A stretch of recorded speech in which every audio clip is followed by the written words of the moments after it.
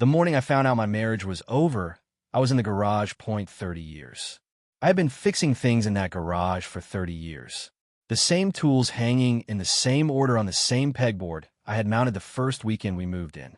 Back when we were young and broke and completely convinced that love was enough to build a life on. Back when I thought, this is it. This is the man I am. A husband, a provider, a foundation that I was 54 years old.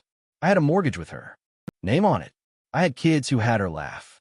I had a life so completely constructed around being someone's husband and someone's father that I'd stopped asking a very long time ago whether any of it was actually built around me. I was on my back under the sink, fixing a leak she had mentioned 3 weeks earlier when she came and stood in the doorway that I heard her before I saw her. Something in the way she was standing, the stillness of it, made me slide out from under the cabinet and look up at her. And I knew that I didn't know the words yet. But I knew. She sat down on the step between the garage and the kitchen, the step our son used to sit on as a little boy, watching me work, handing me tools he was too small to name. And she said the thing I think some part of me had been quietly waiting to hear for years. I think we've grown into two completely different people. And I think we both know it. No screaming. No dramatic reveal. No single terrible moment I could point to and say, that's when it fell apart. Just 30 years of a life, and a woman sitting on a step, telling me with a kind of exhausted gentleness that she was done. I sat up. I wiped my hands on a rag, and I said, yeah. Just, yeah, because she wasn't wrong. And I think on some level I had known she wasn't wrong for a very long time. I had just kept myself busy enough not to have to sit with it. There was always a leak to fix, always a problem at work, always a reason to stay in motion, so I never had to stop and look at the thing I didn't want to see. We had stopped being partners long before that morning. I think we both knew it. I think we had both been quietly grieving the marriage for years before either of us had the courage or the devastation to say it out loud. And yet, nothing prepares you for it. Nothing, because knowing something intellectually and living it are two completely different countries. The weeks after she said those words were unlike anything I had experienced in my life. And I want to be honest with you about that. Genuinely honest, because I think there's a version of this conversation that men are not supposed to have.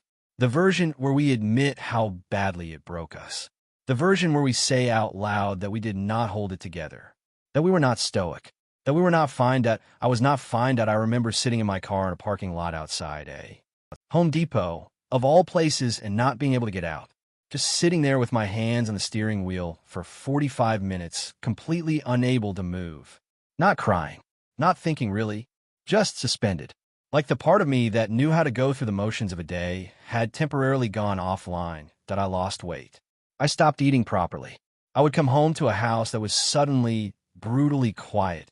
Our kids were grown and gone by then, and I would stand in the kitchen and realize I had absolutely no idea what to do with a silent evening. I had never learned. I had gone from my parents' house to college to a series of shared apartments to marriage, and I had never once in my adult life had to figure out what I actually did with myself when nobody else needed me. That was the question underneath everything. The one that scared me more than the logistics, more than the legal process, more than explaining it to our children or our friends or the couples we had known for decades who looked at us like we were evidence that nothing was permanent. The question was this: who am I when I'm not somebody's husband? I had built my entire identity on being responsible for other people, on being the man who showed up, the man who fixed things, the man who provided and protected and kept everything running. That wasn't a burden I resented. I want to be clear about that. I loved it. I was proud of it. Being a steady, reliable, present man was the thing I was most certain about myself. And now there was nobody to be steady for. The house was mine. The tools were mine. The evenings were mine. And I had no idea what to do with any of it. People said things I couldn't stand to hear. They said, "You'll be all right, you're a strong guy." They said, "At least the kids are grown, it's easier that way." They said, 54 is nothing, you've got so much runway left, like the pain had an expiration date and I just needed to wait it out. I smiled and nodded.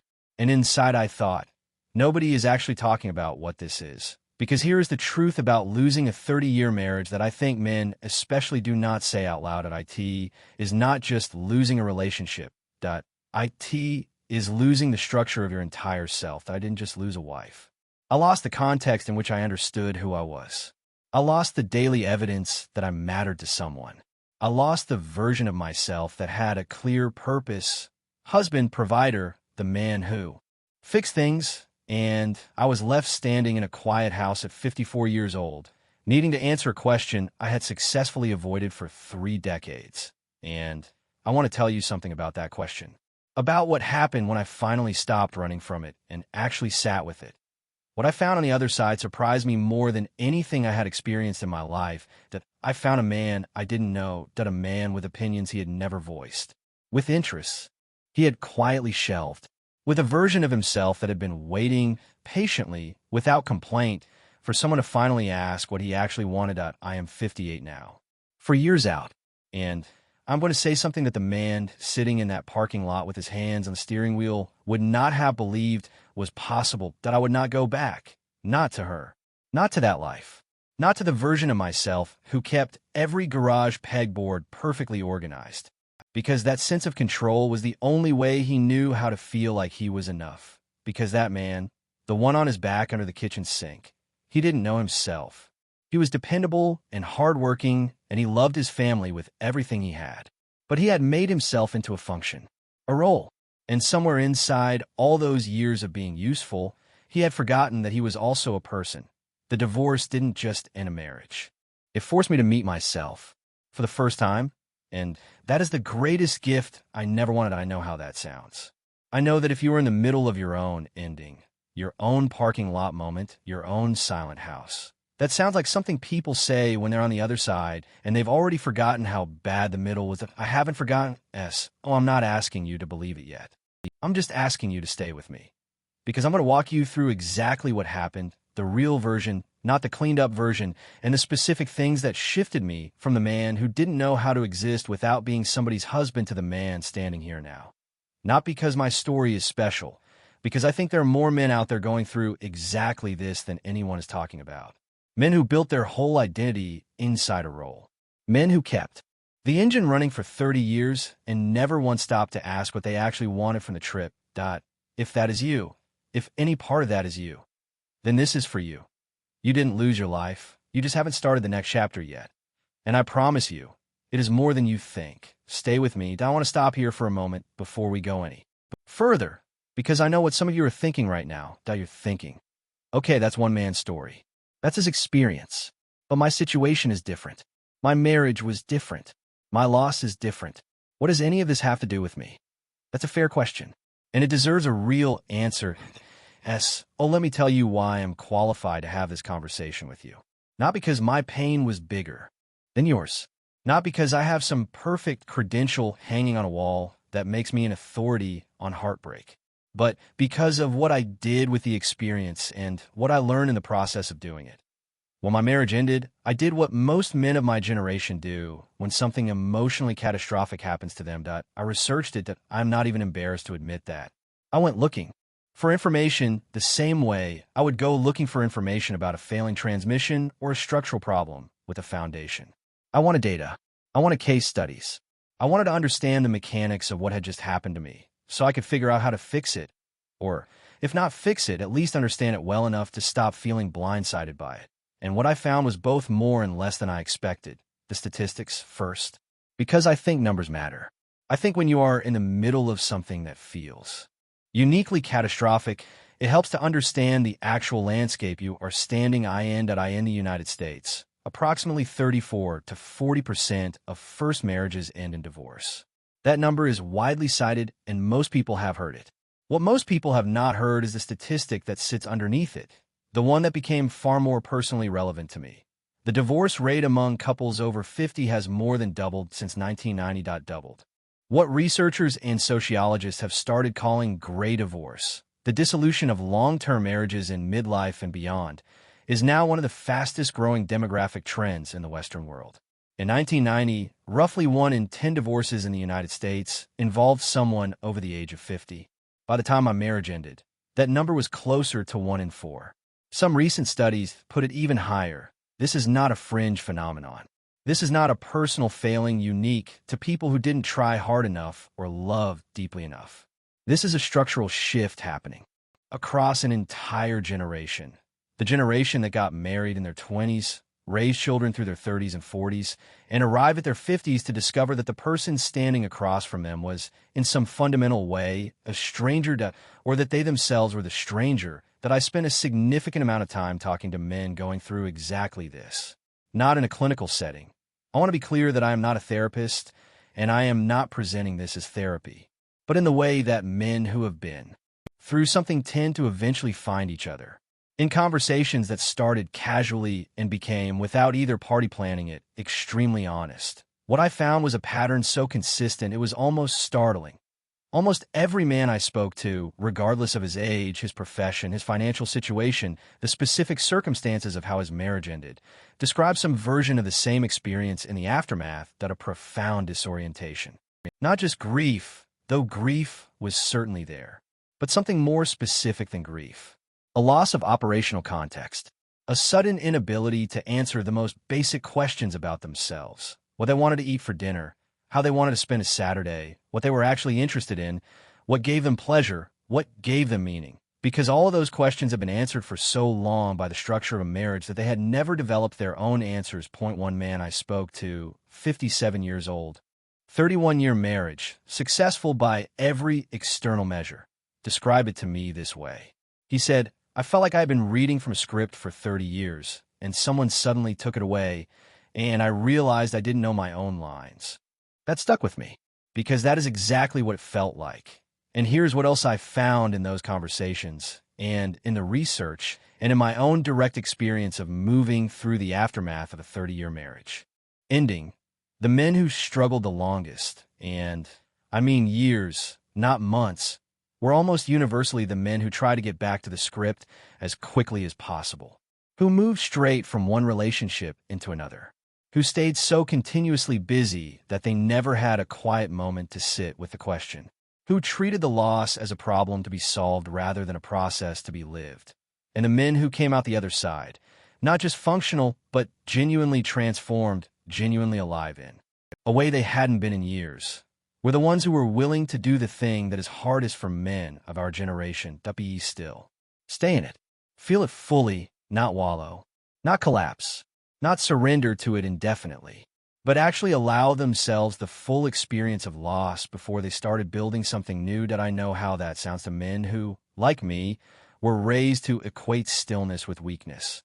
I know how foreign that instruction feels when every instinct you have is telling you to get up, get moving, get back to being useful to someone.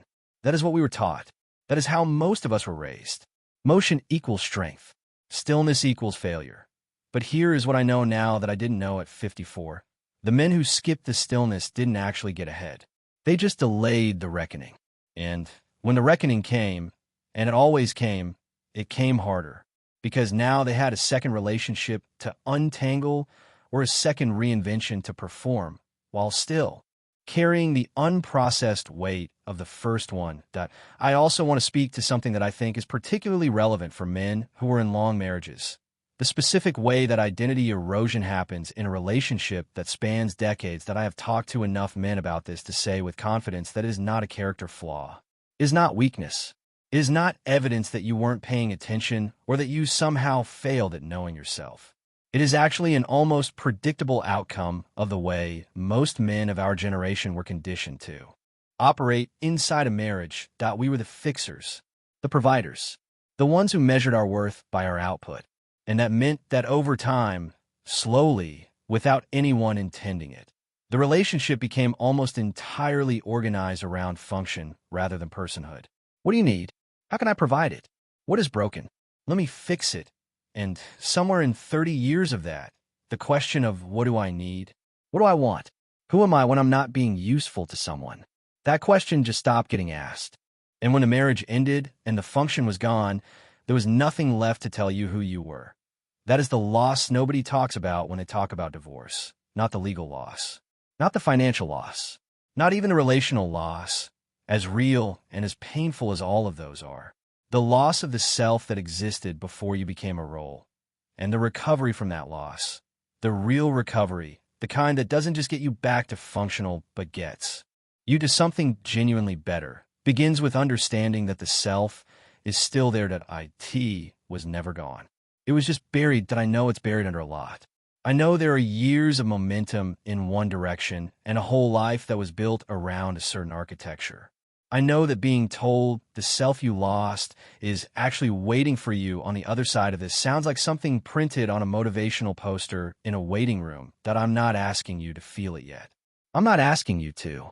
Believe it, that I'm asking you to consider the possibility that the most valuable version of yourself, the one with actual opinions, actual desires, actual presence, is not behind you, that it's ahead of you, and the path to it runs directly through the thing you're most afraid to do, which is stop, be still, and actually ask the question, who am I?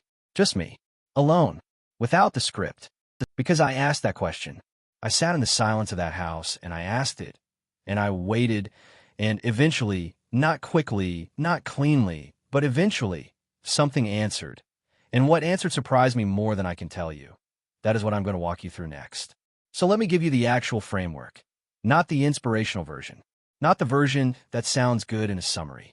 The real, honest, sequential framework for what it actually looks like to move from the end of a long marriage to the beginning of something genuinely better. I want to be upfront about something before I lay this out. This is not a timeline. I cannot tell you this takes 6 months, or 18 months, or 3 years. It took me the better part of 4 years to move through all of it, and I don't think I wasted a single day of that time, even the days that felt like I was going backwards. What I can tell you is the order, the sequence, because in my experience, and in the experience of every man I have spoken to who came out the other side of this intact, the order matters enormously. Skip a phase, and it doesn't disappear. It just waits. Phase 1. The full inventory, the first thing I had to do, and resisted doing for longer than I should have, was stop trying to immediately figure out what came next. Every instinct I had was forward-facing. Okay, the marriage is over. What's the plan? Where do I live? What does my life look like now? What is the next version of this? Because that is how men like me are wired. We are solution-oriented. We see a problem, and we start generating options. It is genuinely one of our strengths, and it is completely useless in the immediate aftermath of a life-altering loss, because you cannot build the next thing on a foundation you haven't examined. The first phase, the one most men skip entirely because it is profoundly uncomfortable, is what I started calling the full inventory. And it is exactly what it sounds like. You stop. You look backwards, not to assign blame, not to replay the argument reel, not to build a case for who was wrong, but to actually understand with clear eyes what the last 30 years were made of, what you contributed, what you withheld, what you needed that you never asked for, what you gave that you resented giving, where you showed up fully and where you went through the motions. This is not self-flagellation. I want to be very clear about that. This is not about sitting in the wreckage and cataloging your failures until you feel sufficiently terrible. This is a diagnostic exercise. You are an engineer looking at a structure that came down, and your job is to understand the load-bearing elements, not so you can rebuild the exact same structure, but so you never build another one on the same faulty premise. For me, the full inventory revealed things I genuinely had not allowed myself to see while I was inside the marriage, that I saw that I had used busyness as a form of emotional avoidance for most of my adult life, that I had been far more comfortable fixing a physical problem than sitting with an emotional one, that I had communicated love almost entirely through action, through showing up, through providing, through fixing, and almost never through words, through presence, through vulnerability, that I saw that my wife had been telling me, in various ways, and for quite some time, that she was lonely inside our marriage. And I had heard those conversations as criticism, as accusations that I wasn't doing enough, rather than as invitations to actually be present with her in a different way. I'm not saying the marriage ending was my fault. I'm not saying it was hers. I am saying that the full inventory showed me my specific contribution to the dynamic. And that information, uncomfortable as it was, became the most valuable raw material I had for building something different. The full inventory takes as long as it takes. For some men, it is a few weeks of honest journaling. For others, it requires a therapist, a good one, who will not let you off the hook when you start drifting toward comfortable narratives. I did both. I'm not ashamed of either. Phase 2. Identity excavation. Once you have done the honest backwards look, you arrive at the second phase. And this one is stranger, and in some ways harder, because it asks you to do something that has almost no cultural permission for. MENT asks you to not know who you are for a while. And to be okay with that. I call this phase identity excavation, because that is precisely what it feels like. You're digging. You are removing layers of accumulated role. Husband, provider, the man who fixes things, to find out what is underneath. And the digging is slow, and sometimes you think you found something solid, and you tap it, and it crumbles, and you have to keep going. The practical version of identity excavation looks like this. You start paying attention to what you're drawn to when nobody is watching and nobody needs anything from you. Not what you think you should want. Not what seems like a reasonable interest for a man your age. What you are actually genuinely curious about. What makes you lose track of time? What you would do on a Tuesday afternoon if absolutely nothing was required of you. For most men who have been in long marriages, this question is genuinely disorienting at first, because the answer for so long has been, whatever needs doing. And now nothing needs doing. And the silence where the answer used to be feels less like freedom and more like a void. I want to normalize that void. It is not a symptom of damage. It is actually the correct response to a long period of identity suppression. The void is the space where the self was, and the self will return to fill it, but only if you stay in the discomfort long enough to let it. For me, identity excavation surfaced things I had buried so long I had genuinely forgotten they existed. A love of reading that I had set aside in my 30s because there was always something more productive to do. A persistent, quiet interest in writing that I had never acted on because it seemed impractical and self-indulgent. A desire for a certain kind of solitude, not loneliness, but chosen, intentional solitude that I had never allowed myself because in a full house, wanting to be alone feels like rejection. None of these things were dramatic revelations. That is the point. Identity excavation does not usually unearth some secret passion that transforms your entire life in a single moment. It unearths small, genuine, consistently present things that you have been talking yourself out of for years. And the accumulation of those small, true things is what eventually becomes the foundation of a self you can actually live in. Phase 3. Conscious reconstruction. The third phase is where you start building. But, and this is critical, you build differently than you did before. Before, most of us built by default. We built what was expected. We built what made sense given our circumstances, our age, our obligations. We built around other people's needs and called it love and responsibility, which it was. But it was not the complete picture.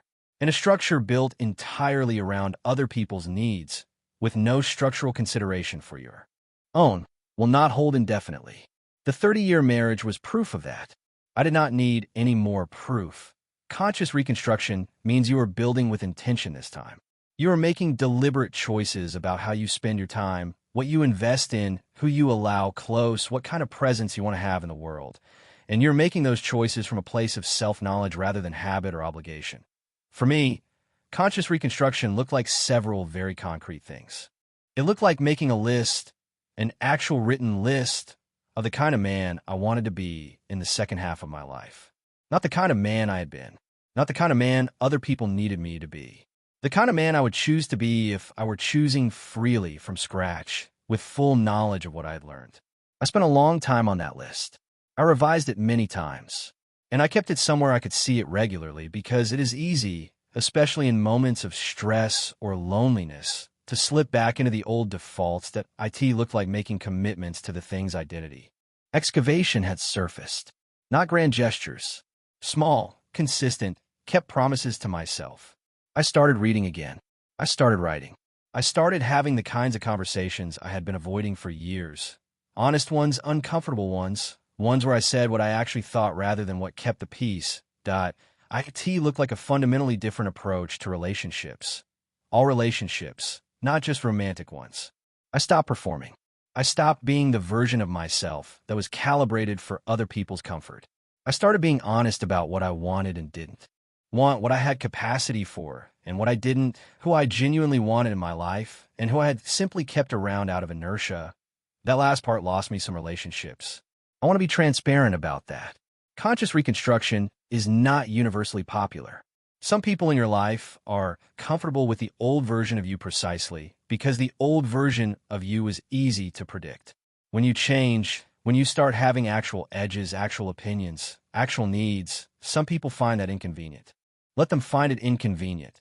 The people worth keeping will stay, and the space created by the ones who leave will be filled, in time, by people who know the real version of you and choose it. Those three phases, full inventory, identity excavation, conscious reconstruction, are not a perfect linear path. You will move between them. You will think you're in phase 3, and something will happen that sends you back to phase 1 for another look. That is not failure. That is how growth actually works. It is spiral, not straight, but the direction of the spiral matters. Every time you move through the cycle, you go a little deeper. You understand a little more. You build a little more solidly. And eventually, not on a schedule, but eventually, you look up and realize that the man standing in your own life no longer feels like a stranger, that he feels for the first time in a long time like someone you actually know, and more than that, someone you actually like. That moment, the moment you stop grieving the man you used to be and start genuinely respecting the man you are becoming. That is the turning point.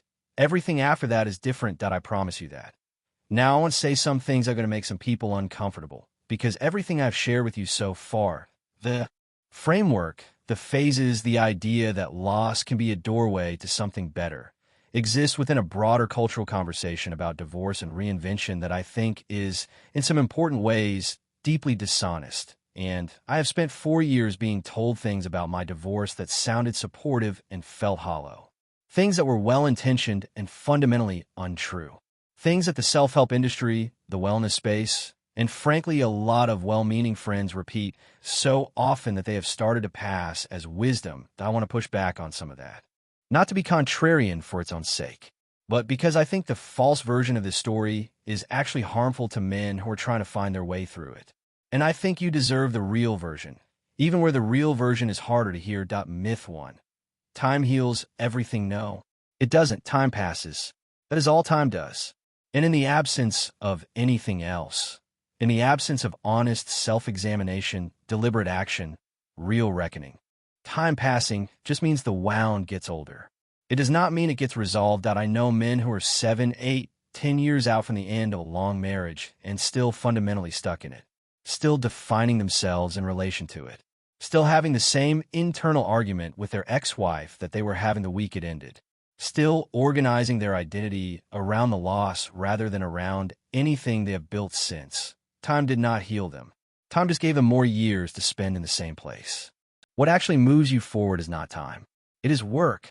Specific, uncomfortable, honest work, the kind I describe in the core framework. Time is simply the container in which that work happens. A large container does not automatically mean the work got done. Some men put nothing in the container for a decade and then wonder why they still feel the same. If you take one thing from this section, take this. Stop waiting to feel better. Start working to understand. Those are completely different projects, and only one of them actually leads somewhere. Myth 2. The goal is to move on. This one is everywhere. Move on. Get back out there. The best way to get over someone is to get under someone else. I have actually had people say that to me as though it was helpful advice rather than a spectacular misunderstanding of what I was going through. The cultural pressure on divorced men, particularly men over 50, to move on quickly is enormous and largely unexamined. Everybody wants you to be okay. Everybody is uncomfortable with the extended version of your grief. And so the message, spoken and unspoken, is get back to normal. Find someone new. Prove you're fine. And I understand where that comes from. Grief is uncomfortable to witness. People love you and they don't want to see you in pain. And there's a genuine cultural belief, particularly around men, that the evidence of recovery is external. That if you have a new relationship, a new routine, a new apparent happiness, then you must be okay. But here is what I observe in myself and in every man I have spoken to who rushed that process. They did not move on. They moved around. They built a new life on top of an unexamined old one. They carried the same patterns, the same blind spots, the same emotional defaults into a new relationship, and then were genuinely baffled when similar problems started to surface. Because the problems were never about her. The problems were never even entirely about the marriage. The problems were about a man who had never fully understood himself, what he needed, what he gave, what he withheld, what he was afraid of, and who was now operating in a new context with the same unexamined self. Moving on is not the goal. The goal is transformation. And transformation requires you to stay in the fire long enough for something to actually change. Not just your external circumstances, but the internal architecture that created those circumstances in the first place. The men who moved on too quickly almost universally came back, eventually, to the work they skipped. But now they were doing it while managing a new relationship, which made everything harder and messier and more painful for everyone involved. Don't move on. Move through. Myth 3. Divorce means the marriage failed. This one is more subtle. But I think it is one of the most quietly destructive myths in the whole cultural conversation around long marriage endings. The word failure is attached to divorce so automatically, so reflexively, that most people don't even notice they're using it. Failed marriage. Broken home. He couldn't make it work. I reject that framing entirely. Why marriage lasted 30 years.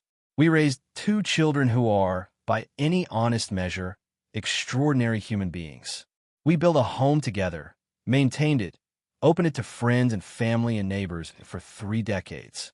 We navigated illness and financial strain and professional setbacks and the ordinary, relentless, grinding difficulty of building a shared life. We were good partners for a long time. We were good parents throughout. And then we became different people who needed different things. That is not failure. That is the full and honest life cycle of one particular relationship. Some relationships are meant to be permanent. Some relationships are meant to be transformative, to carry you through one significant chapter of your life, and then, having done exactly what they were supposed to do, to conclude that I am not saying that framing erases the grief. It doesn't. The grief is real regardless of how you categorize the marriage. But the grief is very different when you're grieving the end of something that was genuinely good and genuinely complete versus grieving the failure of something that should have lasted and didn't. One version of that grief carries shame. The other carries gratitude. I choose gratitude. Not because it is easier in the short term, it is actually harder because it requires you to hold 2 true things simultaneously. The marriage was real and good, and the marriage needed to end. Both of those things can be true. They are both true for me. The moment I stopped calling my marriage a failure and started calling it a completed chapter, something significant shifted in how I carried the experience. The weight changed. Not the grief, the weight. The grief stayed, but it stopped being mixed with the particular poison of shame. And that made it bearable in a way it hadn't been before. Myth 4. You should have seen it coming and prevented it. This is the myth that lives inside the question every divorced man eventually asks himself at 3 in the morning. What if I had done something differently? What if I had been more present, more attentive, more communicative, more emotionally available? What if I had gone to therapy sooner, listened harder, been less defensive, been less consumed by work? I spent a significant portion of the first year of my post-marriage life in that interrogation room, cross-examining myself, building the case for my own culpability, returning to specific conversations, specific moments, specific decisions, and running the alternative versions on an endless loop. And I want to tell you something about that process. Some of it was valuable. The part that was honest, clear-eyed, non-punitive. The part that was genuinely trying to understand rather than simply to suffer. That part was part of the full inventory I described earlier. That part produced real insight. But a significant portion of that 3 a.m. interrogation was not honest self-examination. It was self-punishment dressed up as self-examination. It was a way of feeling like I was doing something productive with my guilt while actually just cycling through pain without moving anywhere. The difference is this: honest self-examination produces new information. It shows you something you didn't know or hadn't fully admitted. It changes your understanding of something. Self-punishment disguised as self-examination produces nothing new. It takes you back to the same moments, the same what-ifs, the same conclusions, and it feels like thinking, but it is actually just suffering on a loop. If your 3 a.m. interrogations are producing new insight, keep going. If they're just replaying the same evidence to the same verdict, you are not examining yourself. You are punishing yourself. And you can stop. You made the decisions you made with the self you had at the time. That self was limited as all selves are. He did not have the self-knowledge you are building now. He was doing what men like him, like us, were conditioned to do. You cannot hold him to the standard of the man you are becoming. It is not a fair trial, and it is not a useful one. Forgive him.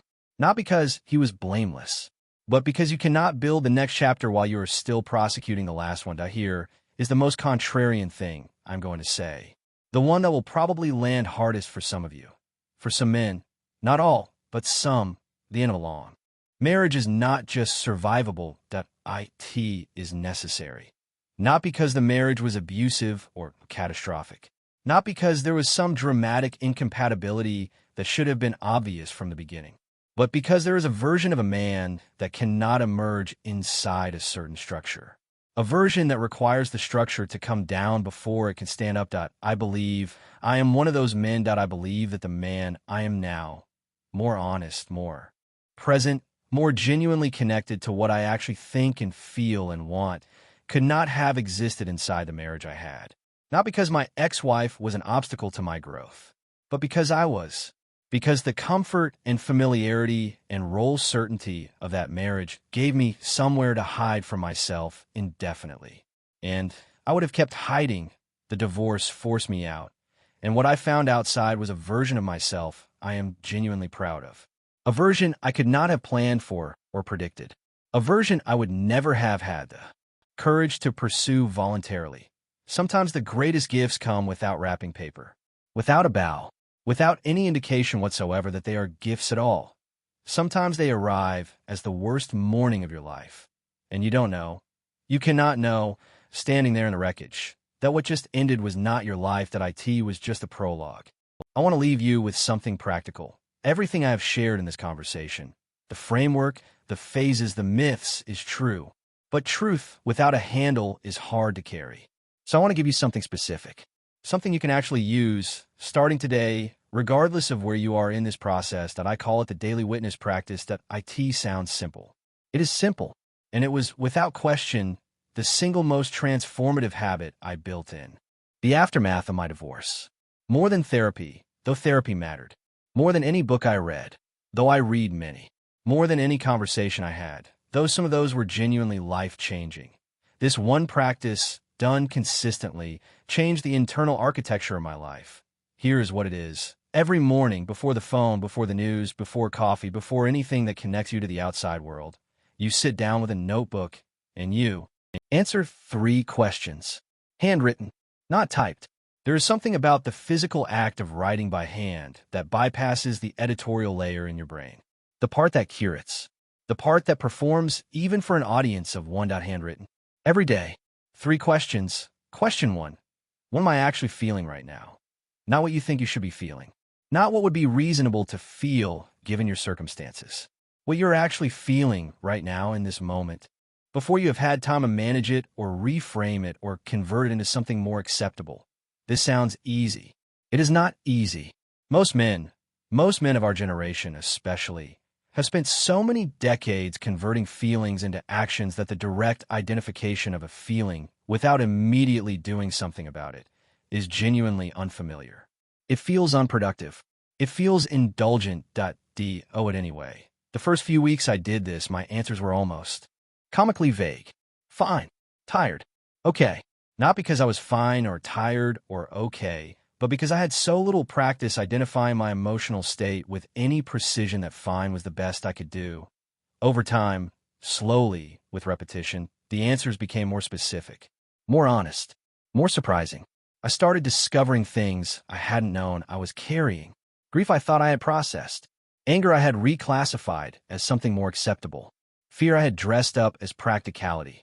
The Daily Witness does not ask you to fix any of it. It just asks you to see it clearly, by name. You cannot work with something you refuse to look at directly. Naming it is the first act of agency. It sounds small.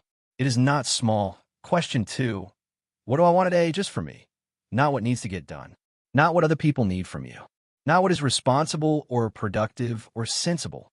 What do you want today? Just for yourself. Again, sounds simple, lands hard. Most men who have spent decades inside long marriages and demanding careers have almost entirely lost access to this question. The muscle that generates a genuine, personal, unqualified want has atrophied from disuse. And rebuilding it requires the same thing rebuilding any atrophied muscle requires. Small, consistent, deliberate exercise. Some days your answer will be small. I want an hour to read. I want to take a longer route on my walk. I want to call that old friend I have been meaning to call for 2 years. That is fine. That is exactly right. The size of the one is not the point. The point is that you identified it, named it, and this part is critical, honored it. Every day that you identify a want and then act on it, however modestly, you are sending yourself a message. You are telling yourself that your desires are real, that they are worth acknowledging, and that you're the kind of man who follows through on his own behalf. That message accumulates. Over weeks and months, it becomes a new internal operating assumption. And that assumption, the one that says my needs matter and I act on them, is the foundation of everything else. Question 3. What is one true thing I know about myself today? This is the one that surprised me most. Not a goal. Not an aspiration. Not something you're working toward or hope to become. Something you actually, genuinely, already know to be true about who you are. I am patient. I am curious. I am capable of more honesty than I typically allow myself. I am someone who loves deeply even when I struggle to show it. I am more resilient than I gave myself credit for. Some days the true thing will feel small. Some days it will feel enormous. Some days you will sit with this question for 10 minutes and struggle to answer it. And that struggle will itself be information worth paying attention to. The purpose of this question is cumulative identity building. You are constructing one daily entry at a time, an honest and specific portrait of who you actually are. Not who you were inside the marriage. Not who you are going to be once you get through this. Who you are right now, today, as you sit with this notebook. Over time, that portrait becomes something you can orient by. A true north that belongs entirely to you. The commitment 30 days. That is all I ask. 30 days of 3 questions every morning before anything else. No audience. No performance. No editing. If after 30 days you have not experienced at least one moment of genuine surprise about yourself, one thing you discovered that you did not know you were carrying, or wanted, or were, then you can tell me the practice doesn't work. But I do not think that will happen. Because here is what I know after 4 years of this. The man you are looking for. The one who exists on the other side of this loss.